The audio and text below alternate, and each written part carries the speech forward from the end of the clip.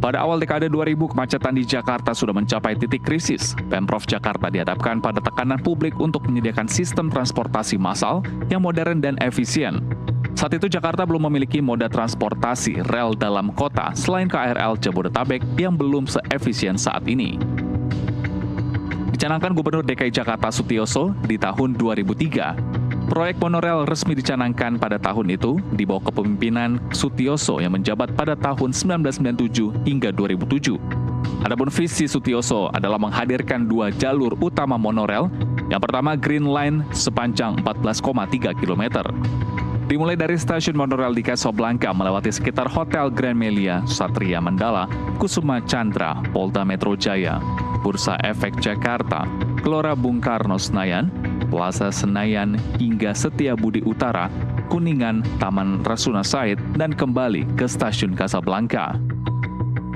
Sementara untuk Blue Line sepanjang 12,7 km, dimulai dari Kampung Melayu melewati kawasan Tebet, Menteng Dalam, Stasiun Casablanca, Ambasador, Stasiun Dharmala Sakti, Menara Batavia, Karet kawasan Slipi, Cideng, dan berakhir di kawasan Roxy. Pembangunan diberikan kepada pihak swasta yaitu PT Jakarta Monorel, sebuah konsorsium antara perusahaan dalam dan luar negeri. Pemerintah saat itu mengklaim bahwa proyek ini tidak akan menggunakan dana APBD dan murni dibiayai swasta melalui skema Build Operate Transfer atau BOT. Proyek ini sejak awal menghadapi berbagai masalah mendasar.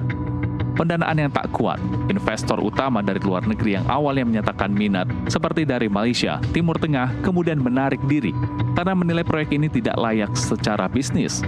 Mereka khawatir pendapatan dari tiket tak akan menutupi biaya investasi dan operasional. Ketidakadaan kepastian regulasi. Pada masa itu belum ada kerangka hukum yang jelas mengenai proyek kerjasama pemerintah dan swasta di sektor transportasi. Tidak ada jaminan dari pemerintah dan ini membuat investor ragu. Masalah lahan dan teknis, monorel membutuhkan jalur yang melewati trotoar dan tepi jalan utama. Namun banyak lahan tersebut belum jelas statusnya atau berada di bawah kontrol pihak ketiga. Selain itu keberadaan utilitas seperti pipa gas, kabel listrik bawah tanah belum dipetakan secara lengkap yang menyulitkan konstruksi.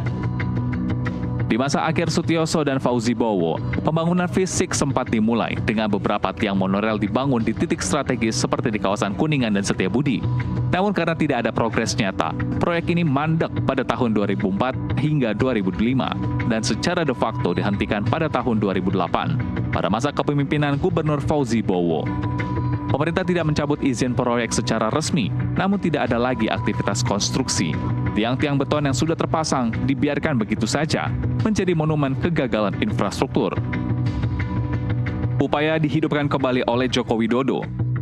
Diketahui hutang PT Jakarta Monorel atau PT JM kepada Adikarya sebesar 193,6 miliar menjadi ganjalan bagi proyek yang digagas oleh Sutiyoso pada periode 1997 hingga 2007.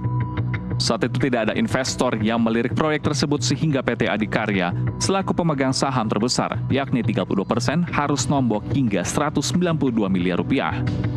Nilai itu adalah biaya pembangunan 90 tiang monorel di Jalan Rasuna Said dan Jalan Asia Afrika lewat putusan Pengadilan Negeri Jakarta Selatan pada tanggal 11 September 2012 menyebutkan yang berhak memiliki aset adalah PT Adikarya.